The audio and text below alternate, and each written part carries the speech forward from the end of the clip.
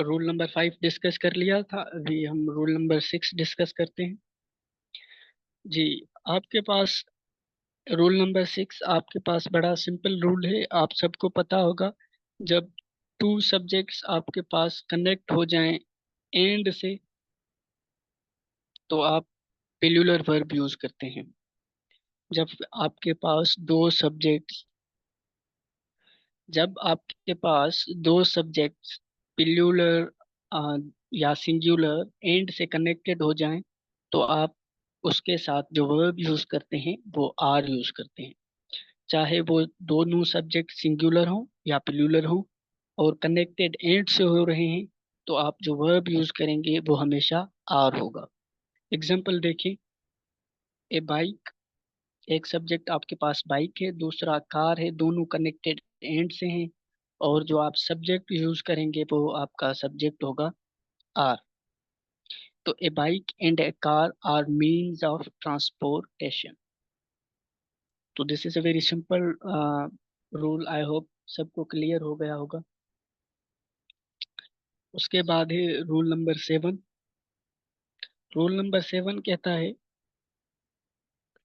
कुछ।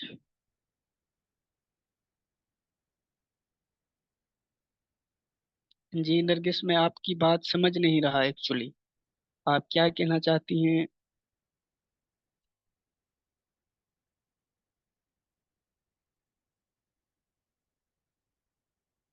आप काइंडली मुझे इंडिविजुअल में ये मैसेज कर दीजिएगा, मैं आपको रिप्लाई कर दूंगा। यहाँ मुझे समझ नहीं आ रहा आप क्या कहना चाहती हैं। एंड के बाद अगर आर्टिकल यूज हो, तो भले ही आर्टिकल यूज हो। आर्टिकल तो ये शो कर रहा है कि आपके पास जो कार है एक सिंगुलर वर्ब है। एंड के पास मैंने जो रूल बोला, भले दो सिंगुलर सब्जेक्ट एंड से कनेक्टेड हों, तब भी आप पिल्यूलर वर्ब आर यूज करेंगे या पिल्यूलर वर्ब यूज करेंगे। जब दो पिल्यूलर सब्जेक्ट एंड से कनेक्टेड हों, तब भी आप वर्ब पिल्यूलर ही यूज करेंगे। भले दोनों सब्जेक्ट सिंगुलर हों एंड से कनेक्टेड या पिल्यूलर हों, आप वर्ब हमेशा आर यूज करेंगे, पिल्यूलर वर्ब। आई होप कि आपको ये समझ में आ गया होगा।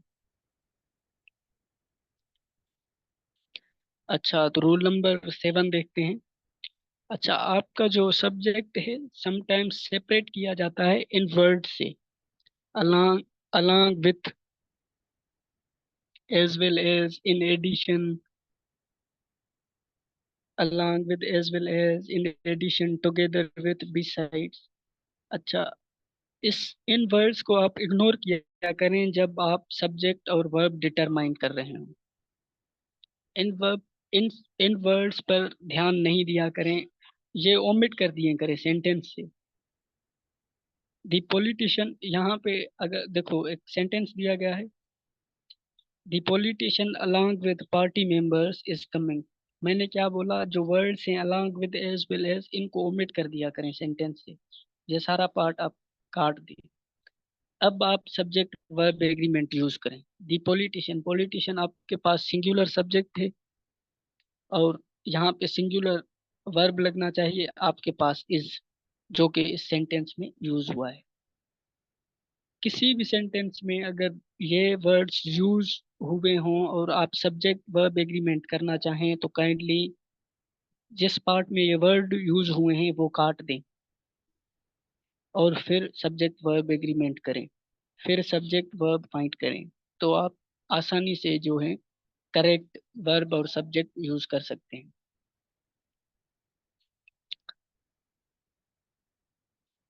अच्छा, उसके बाद आई होप कि रूल नंबर 7 आपको समझ आ गया होगा। अगर फिर भी किसी को नहीं आया तो काइंडली बता दें।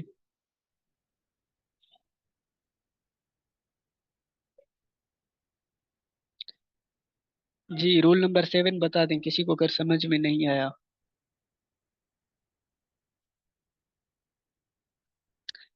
अच्छा, रूल नंबर 7 में मैंने ये कहा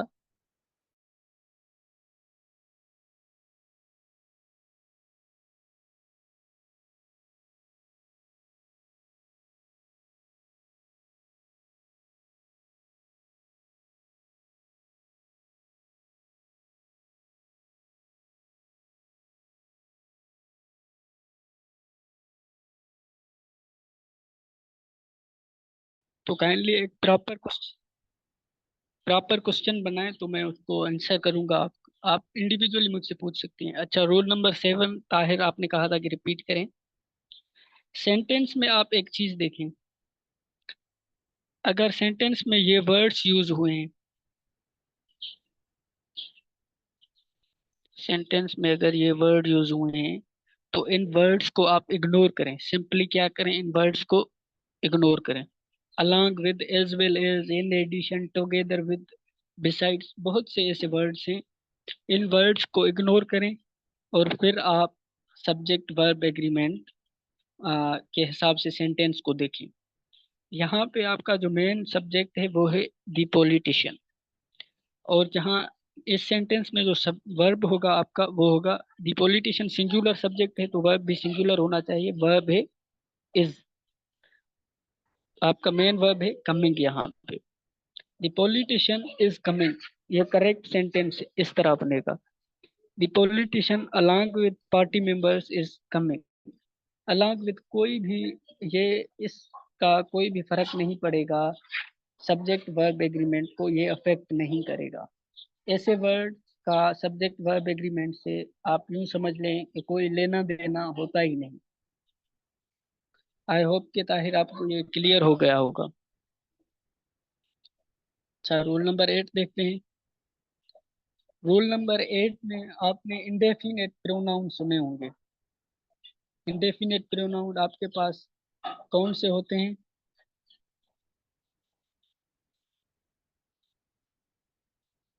आपके जो भी क्वेश्चन हैं काइंडली आप पूछ सकते हैं, लेकिन इंडिविजुअली।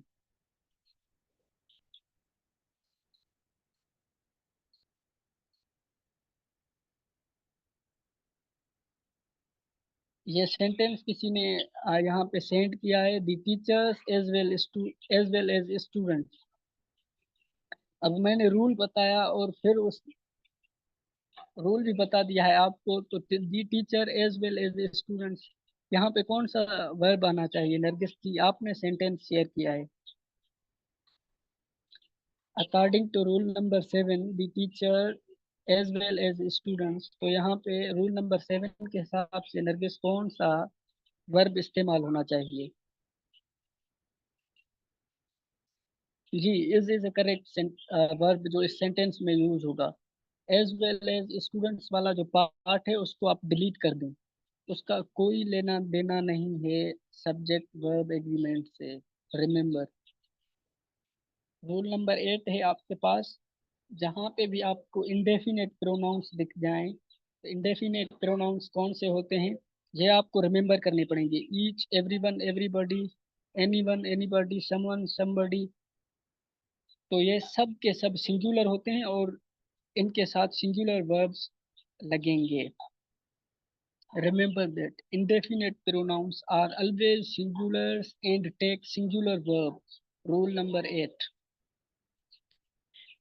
आई होप कि सबको क्लियर हो गया होगा। इस रूल नंबर 8 के हम जो हैं क्वेश्चंस देखते हैं, एग्जांपल्स देखते हैं। अच्छा, each of the girls sings well.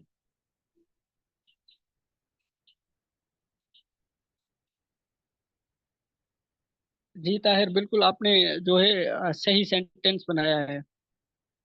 Every man and women in the hall is a member, बिल्कुल करेक्ट सेंटेंस है। जी जी, एवरी, ये जो आपके पास जो भी इंडेफिनेट प्रोनाउंस है वो सिंगुलर होते हैं और हमेशा सिंगुलर वर्ब ही लेते हैं। आप एग्जाम्पल देखें। एग्जाम्पल आपके पास है each of the girls sings well. अब यहाँ पे सब्जेक्ट कौन है? ईच। ये ऑफ द गर्ल्स, मैंने बताया कि ऑफ, जब भी ऑफ यूज हो, जिस सेंटेंस में ऑफ फ्रेज यूज हो, सब्जेक्ट उससे पहले आता है। तो यहाँ पे ऑफ फ्रेज से पहले जो सब्जेक्ट है, जी प्रेपोजिशनल फ्रेज बोलते हैं इसे। Each, each is a subject और यहाँ पे ईच जो है सिंगुलर है। आपने पढ़ा कि इंडेफिनेट प्रोनाउंस आर सिंगुलर, तो यहाँ पे सिंगुलर वर्ब यूज होना चाहिए। और सिंगुलर वर्ब कौन सा है? सिंग्स। आई होप कि रूल नंबर 8 भी आपके पास बहुत ही सिंपल रूल है। Indefinite pronouns are always singular and take singular verb. अच्छा, रूल नंबर 9 पे आते हैं। रूल नंबर 9 आपके पास कहता है कि जब भी वर्ड्स यूज हो, कौन से words, percent, fraction, part, majority, some, all, none, तो इनके साथ जो आप वर्ब यूज करेंगे वो आप ऑब्जेक्ट ऑफ प्रीपोजिशन को देख कर यूज करेंगे। ऑब्जेक्ट ऑफ प्रीपोजिशन आपको समझ में आ जाएगा कि किस तरह हम ऑब्जेक्ट ऑफ प्रीपोजिशन को देखकर इन वर्ड्स के साथ जो है, इन वर्ड्स के साथ कौन सा सब्जेक्ट वर्ब यूज करें, सिंगुलर या प्लूरल। अगर आपका ऑब्जेक्ट ऑफ प्रीपोजिशन सिंगुलर है तो यूज सिंगुलर वर्ब, अगर प्लूरल है तो यूज प्लूरल वर्ब। आप देखें अभी परसेंट, 50%, ये सब्जेक्ट है ऑफ द पाए। ये प्रीपोजिशनल फ्रेज है, ये आप, इसका जो ऑब्जेक्ट है वो पाए है, ये दी पाए। यहाँ पे देखें पाए सिंगुलर है और 50% यूज हुआ है, तो आपके पास पाए ऑब्जेक्ट ऑफ प्रीपोजिशन सिंगुलर है तो वर्ब भी आप सिंगुलर यूज करेंगे, जो है हैज। 50% ऑफ द पाए हैज डिसअपियर्ड। उसके बाद नीचे वाले सेंटेंस में देखिए, 50% ऑफ,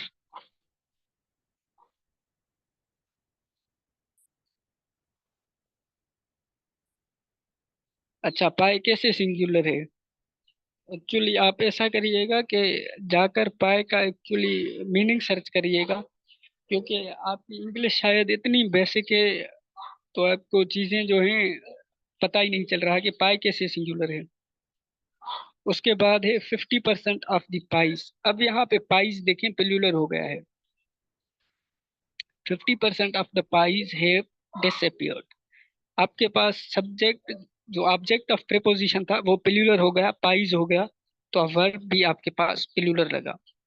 अब देखें ऑल ऑफ द पाई। अब पाई यहाँ पे सिंगुलर है तो वर्ब भी singular. All of the pies, object of preposition pies plural तो वर्ब भी प्लूरल। इस तरह जो है रूल नंबर 9 आपका, जब भी ये वर्ड्स यूज हो, परसेंटेज, फ्रैक्शन, तो इस तरह वर्क करेगा। आप जो वर्ब यूज करेंगे, सब्जेक्ट वर्ब एग्रीमेंट के रूल्स अप्लाई करेंगे according to object of preposition. Object singular, verb singular, object plural, verb plural. I hope कि सबको।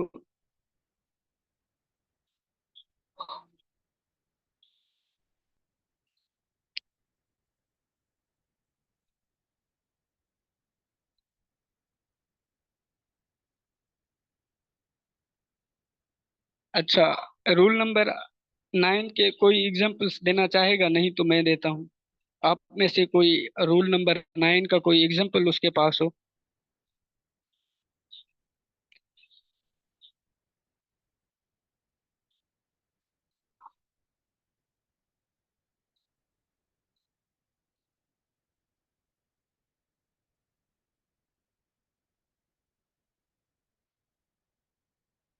जी, some of the men were present, बिल्कुल करेक्ट। आपके पास यहाँ पे सम यूज हुआ है। जी, ताहिर ने शेयर किया है, some of the man were present. Some of the man, the man आपके पास MAN वाला मैन आपके पास सिंगुलर होता है, लेकिन MEN वाली जो आपके पास मैन होता है वो प्लूरल होता है। जी, 2/3 of the employees are attending the meeting, बिल्कुल करेक्ट, बिल्कुल करेक्ट। जी फहीम, आप, आई होप कि आपको इस रूल के एग्जांपल्स रिसीव हो गए होंगे। आई होप कि आप अभी कर लेंगे। अच्छा, अब ये सेल्फ टेस्ट है, applying rule number 9 of all her books, none dash dash sold. अच्छा, इसका आंसर मैंने मेंशन कर दिया है तो आपने देख लिया होगा। अच्छा, इसमें जो है क्यों हम हैव यूज क्यों कर रहे हैं, any one can tell. Have क्यों यूज कर रहे हैं, हैज क्यों नहीं कर रहे।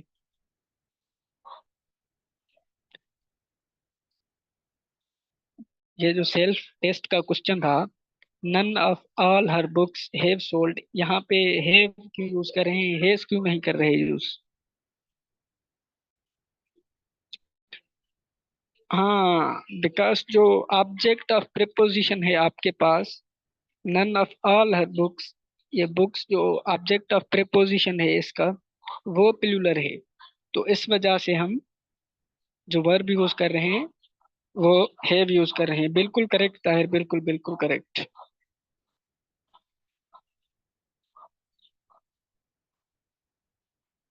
अच्छा, उसके बाद रूल नंबर आपके पास जो है 10 है।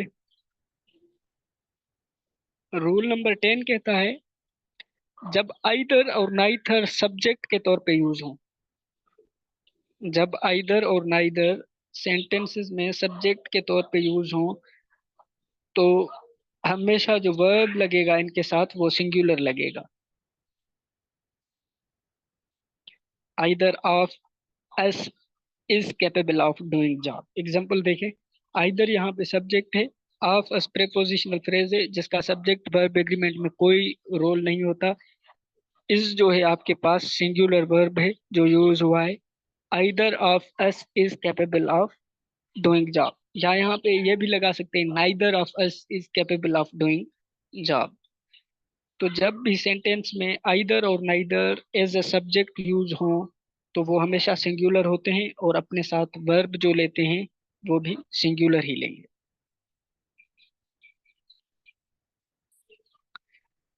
Moving to rule number 11। Rule number 11 है, आप अपने सेंटेंसेस जो स्टार्ट होते हैं हेयर और देयर, इन सेंटेंसेस को काइंडली आप रीअरेंज किया करें। तो आपको सब्जेक्ट पता चलेगा सिंगुलर है या प्लूरल है, फिर उस हिसाब से वर्ब यूज किया करें। अगर सिंगुलर सब्जेक्ट हो तो सिंगुलर वर्ब, प्लूरल सब्जेक्ट हो तो प्लूरल वर्ब। यहाँ पे एग्जांपल दिया गया है, जैसे there is are 4 hurdles to jump. अब इस सेंटेंस को आप रीअरेंज करें काइंडली, यहाँ से उठाएं, 4 hurdles are there to jump. अब इस सेंटेंस को रीअरेंज करने से हमें सेंटेंस का सब्जेक्ट पता चल गया, 4 hurdles। 4 hurdles हमने देखा प्लूरल है सब्जेक्ट, तो वर्ब आपके पास क्या होना चाहिए, plural. 4 hurdles are there to jump. क्योंकि जो देयर से स्टार्ट होते हैं सेंटेंसेस या हेयर से, तो उनमें एग्जैक्ट आपको सब्जेक्ट पता ही नहीं होता, तो फिर आप रूल अप्लाई करने में आपको जो है डिफिकल्टी महसूस होती है।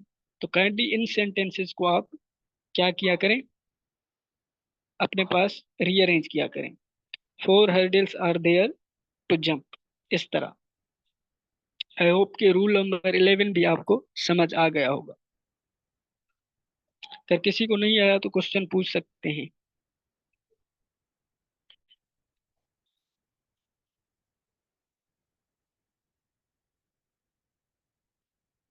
Okay, moving to rule number आपके पास 12।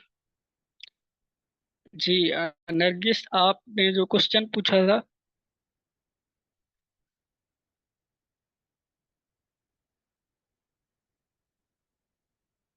जी ताहिर, आप क्या कह रहे हैं?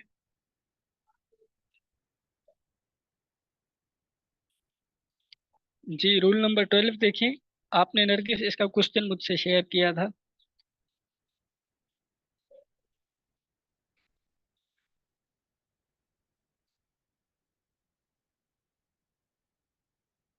ताहिर, मैं आपको बताता हूँ कि इस सेंटेंस को कैसे रीअरेंज करेंगे। ये एक सब सेंटेंसेस जो हैं आपके पास रीअरेंज हो सकते हैं।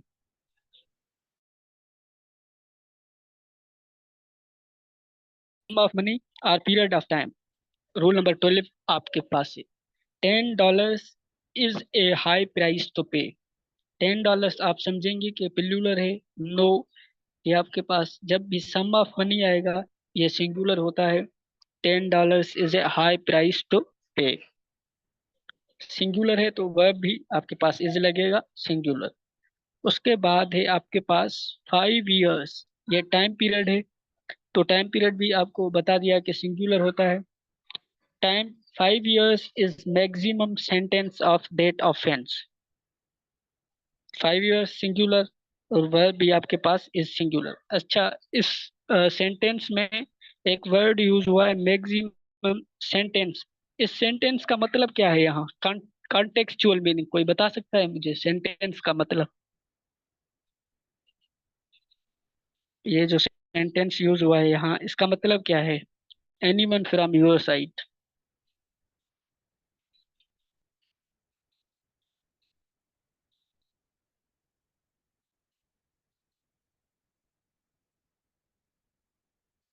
अच्छा, आपको समझ, आप सेंटेंस देखिए, इसका कोई मतलब बता सकता है? 5 years is maximum sentence of that offence.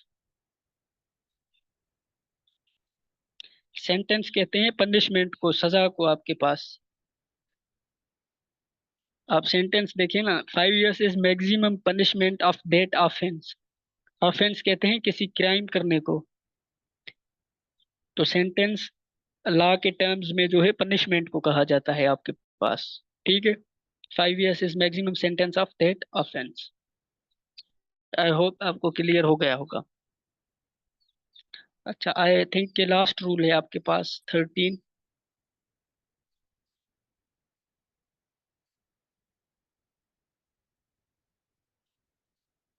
13 rule कहता है, जब आपके पास कलेक्टिव नाउन्स यूज हो। कलेक्टिव नाउन्स कौन से?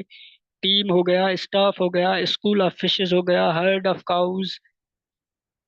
ये जब यूज हो तो आपके पास जो ये डिपेंड करते हैं। जी ताहिर, आप क्या कहना चाहते हैं?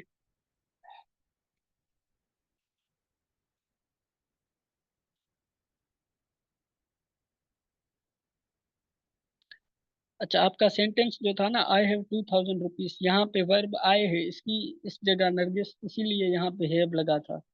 तो हमने पढ़ा कि यहाँ पे 2000 रुपीज सब्जेक्ट नहीं है, आपके पास सब्जेक्ट जो है आए है। आय की वजह से, आय हमेशा आपको पता है हैव लेता है, तो आई हैव 2000 रुपीज।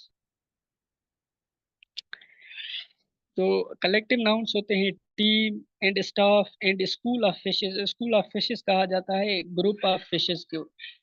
और ऐसे हर्ड ऑफ काउज, इस तरह हर्ड भी ग्रुप ऑफ एनिमल्स को कहा जाता है।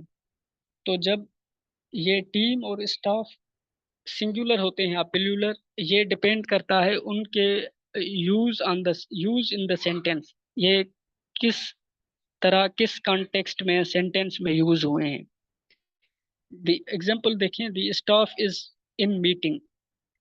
और इस सेंटेंस में जो आपका स्टाफ है, एक्टिंग एज ए यूनिट, एक यूनिट की तरह एक्ट कर रहा है, और सभी सारा स्टाफ मीटिंग में है, और वो एज ए यूनिट यहाँ पे यूज हुआ है स्टाफ। तो वो सिंगुलर की तरह ट्रीट किया जाएगा, और उसके साथ जो वर्ब लगेगा प्लूरल लगेगा। अब सेकंड सेंटेंस देखें, दी स्टाफ आर इन डिसएग्रीमेंट। मतलब जो स्टाफ के लोग हैं, वो एक पेज पर नहीं है, उनके ओपिनियंस या वो इंडिविजुअली अभी जो है रिएक्ट करना स्टार्ट कर दिया है उन्होंने। और इस सेंटेंस में जो आपका स्टाफ है, वो एक्ट कर रहा है as not acting as a single unit. उस वजह से स्टाफ इस सेंटेंस में प्लूरल है, और वर्ब आपके पास इज यूज होगा। अच्छा, ये थे आपके पास rules of subject verb agreement. और इसके अलावा आपके पास जो है, मेरे पास एक और भी पीडीएफ नोट्स हैं, जिसमें एक्सेप्शनल केसेस हैं। 5-6 एक्सेप्शनल केसेस होते हैं जिनको ट्रीट कैसे किया जाए, वो आपके साथ मैं शेयर कर दूंगा। तो काइंडली आप उसको रीड कर दीजिएगा, और वो बहुत सिंपल है। तो जी, अगर एनी क्वेश्चंस, कोई क्वेश्चंस हो तो आप पूछ सकते हैं। और इसकी वर्कशीट आज मैं सेंड कर देता हूँ आपको। इसकी 2 वर्कशीट्स हैं, तो दोनों ही आपको सॉल्व करनी पड़ेंगी।